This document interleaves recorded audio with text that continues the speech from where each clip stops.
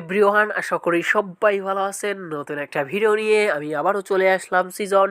তো আজকের এই ভিডিও সম্পর্কে জানতে পারবেন যে গ্রামীণ ফোনে আপনার টাকা যখন থাকে না, মানে টাকা যখন থাকে কিন্তু আপনার এমবি থাকা বা শেষ হওয়ার পরে কিন্তু আপনার টাকা কাটতে শুরু করে, এই সমাধানটা আপনারা কিভাবে করবেন।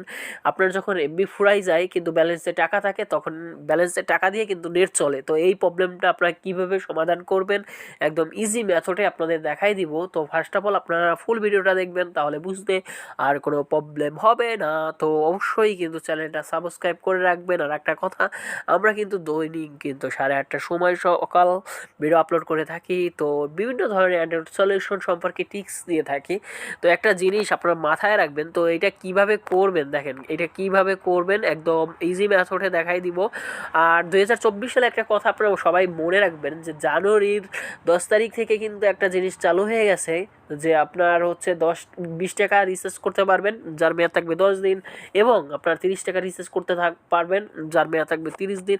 এটা কিন্তু অ্যাভেলেবেল করছে এখনও এয়ারটেল এবং রবি, বাংলালিঙ্ক কোনো সিমেই কিন্তু করে নাই, বা টেলিটকও এরকম করে নাই। তো ফার্স্ট অফ অল আপনারা কী করবেন, জাস্ট আপনার ডায়াল প্যাডে চলে আসবেন। ডায়াল প্যাডে চলে আসার পরে আপনারা টাইপ করবেন *121, ওকে, *121 স্টার, এরপর 30, ওকে 3045 একটা কোড।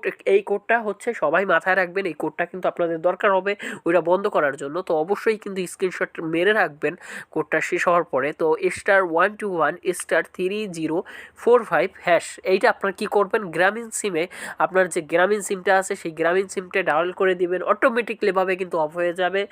আর একটা কথা মাথায় রাখবেন যে এই কোডটা ডায়াল করার পরে কিন্তু আপনারা কোনো টাকাও কাটবে না, কিছু কাটবে না, মানে শেষ হওয়ার পরে কিন্তু অটোমেটিকলি আপনার কিন্তু আর কখনোই টাকা কাটবে না। এই কোডটা মাথায় রাখবেন। আবারও বললি আপনাদের সুবিধার জন্য, *121*3045#, ওকে 3045# ডায়াল করে দিবেন আপনার গ্রামীণ সিমে, তাহলেই কিন্তু আর টাকা কাটবে না।